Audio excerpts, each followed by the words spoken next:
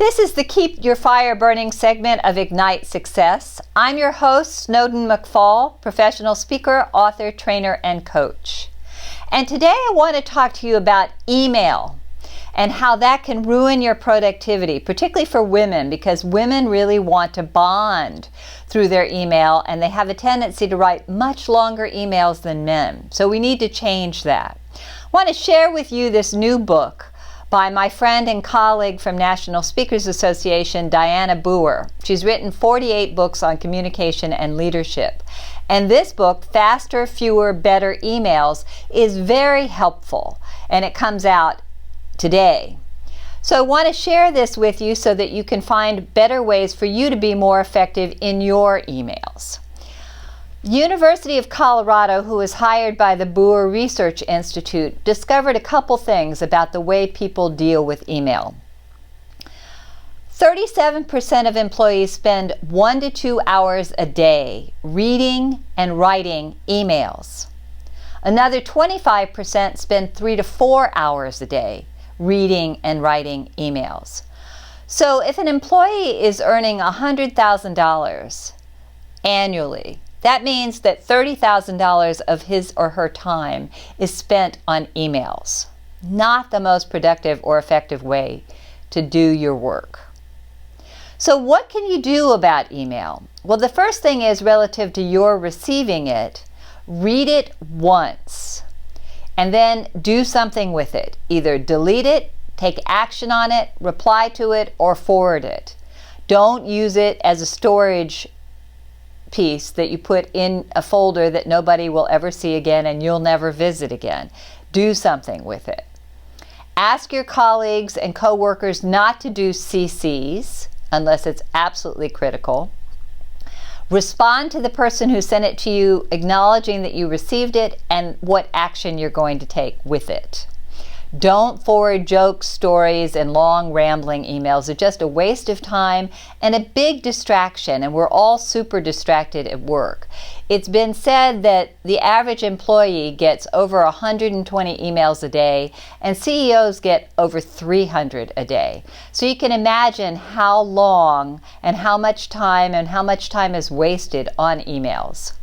We don't need the extra distractions of jokes and stories. And then unsubscribe to e-zines that you don't need and cancel any alerts that you might have on your phone about emails, because that's a major distraction.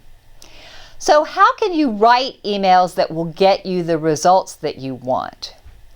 Well, Diana in her book recommends that you really think carefully before you compose an email. Who's going to benefit from this email? Who really needs to read it? Who really needs to get it? It's not necessary to copy everybody on a team if it's only relevant to 1 or 2 people. And really think about what the point is of the email.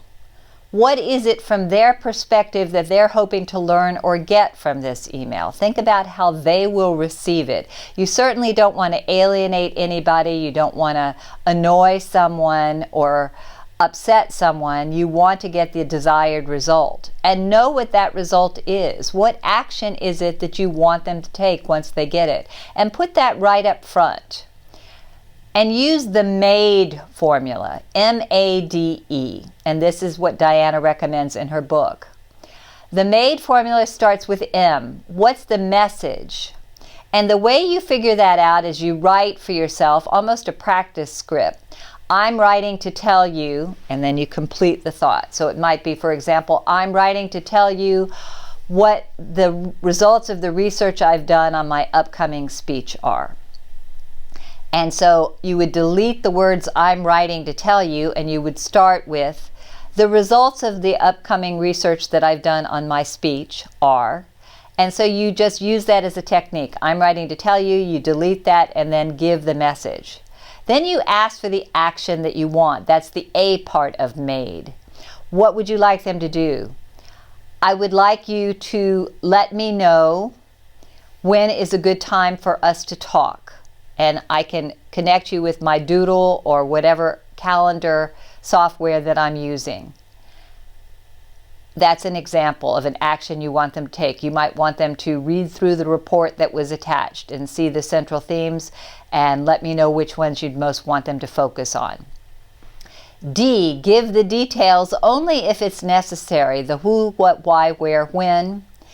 And E, give evidence. So if they need it, for example, in my case, I would want to send them the report of what I had found out from my interviews and the key themes that I had found that were upsetting employees, which were impacting their morale, which were slowing them down at work and stressing them out. So I want them to read that report. It might be a budget, an Excel spreadsheet, or a PowerPoint.